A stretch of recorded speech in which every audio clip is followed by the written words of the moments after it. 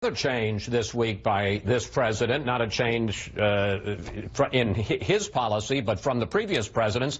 He now says that this White House is no longer going to routinely release visitor logs showing who's coming to the White House, who they're meeting with, as President Obama did. And another interesting development this weekend, there were massive marches across the country, people protesting tax marches, people demanding that President Trump release his tax returns, as presidents have routinely since Jimmy Carter. And that was the subject of a tweet this morning from President Trump. Let's put it up on the screen.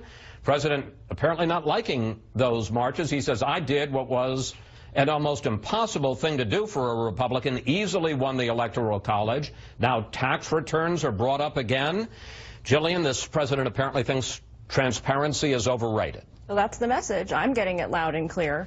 But on both fronts here, with the visitor logs and with his tax returns, if I were advising him, I would say, Mr. President, bad news never gets better with age. All of this information will eventually be known. The White House visitor logs will be subject to FOIA requests in the future. We will see who came in and out of the White House, regardless of whether there were national security implications. That will be known.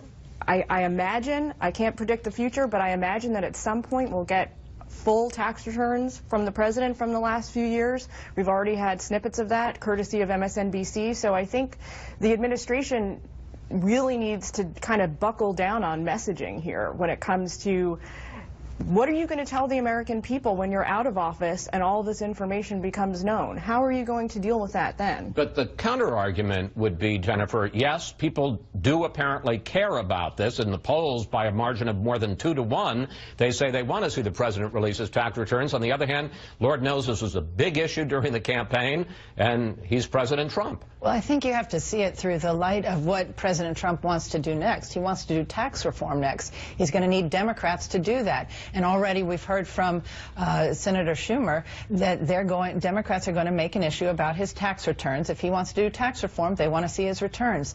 I will point out that when MSNBC his tax returns from 2005, it did show that he had paid $38 million that year in federal income taxes. That was a rate of about 25%. It was higher than what Bernie Sanders paid that year. So it's hard to understand what he is hiding and why he is not showing these tax returns. The American people, Chris, don't care, as you kind of said at the end, about his tax returns. That's why he won. And what he does is he sets up with these fights a situation where the media goes crazy over something that the American people don't care about. Michael, that wasn't the media. That was tens of thousands of your fellow Americans taking to the street.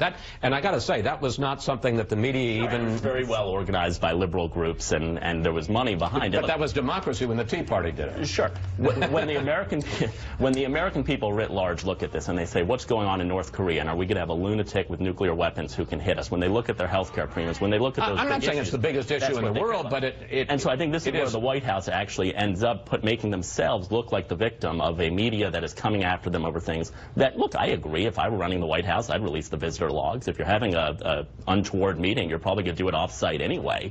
But they create a dynamic where what the media is going crazy about is not what the American people care about. The American people care about the real policy issues. All right. We have to end it there. More to talk about. I'd love to hear what you have to say, Bob. I will. The power of no. Trump has just said no, and unless you can get somebody to give them to you, he wins. Thank you, panel. See you next Sunday. Up next, our